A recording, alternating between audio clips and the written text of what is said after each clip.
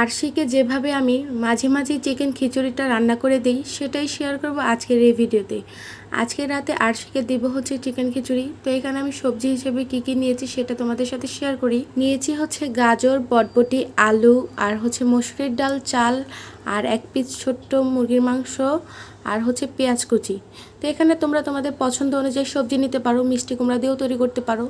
তারপর হালকা সামথিং রান্নার তেল দিয়ে এখানে আমি পেঁয়াজটা হালকা ভাজা দিয়ে নেব। মশলা হিসাবে আমি নেব হচ্ছে জিরা বাটা, সাথে থাকবে আদা এবং রসুন বাটা সামান্য পরিমাণ। তারপর এগুলো আমি সামান্য হালকা ভাজা দিয়ে কিছুক্ষণ পর এখানে কেটে রাখা সেই সবজিগুলো অ্যাড করব।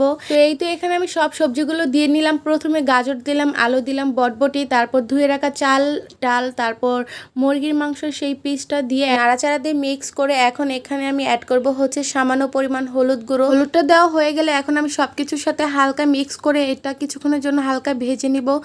ভাজা হয়ে গেলে কিছুক্ষণ পর এখানে আমি ঠান্ডা নর্মাল পানি ব্যবহার করব। তো এখানে আমি এক বাটি নর্মাল পানি নিয়েছি।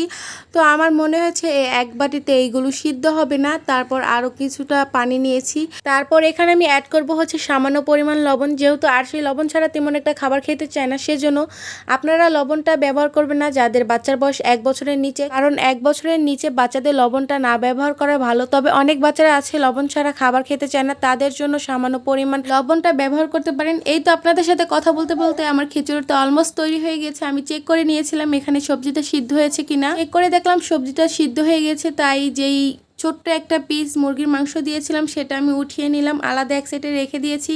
তারপর এখানে আমি খাবারটা ম্যাশ করে নেব। তো আমি ম্যাশ করার জন্য ডাল ঘুটুনিটা ব্যবহার করতেছি। আপনারা যেটা দিয়ে ম্যাশ করতে স্বাচ্ছন্দ্য বোধ করেন সেটা দিয়েই করবেন। খিচুড়িটা আমার ম্যাশ করা হয়ে গিয়েছে। আমি সেই মুরগির মাংসের পিসটা যেটা উঠিয়ে রেখেছিলাম সেটা এখন ম্যাশ করে নেব হাতের সাহায্যে। তো আমি আস্তে আস্তে মুরগির মাংসের পিসটা হাতের সাহায্যে ম্যাশ করে নিয়েছি, এই তো দেখতেই পেরেছেন। এখন আমি এটা অ্যাড করব হচ্ছে খিচুড়ির সাথে, উপরে অ্যাড করে খিচুড়ির সাথে ভালোভাবে মিক্স করে নেব।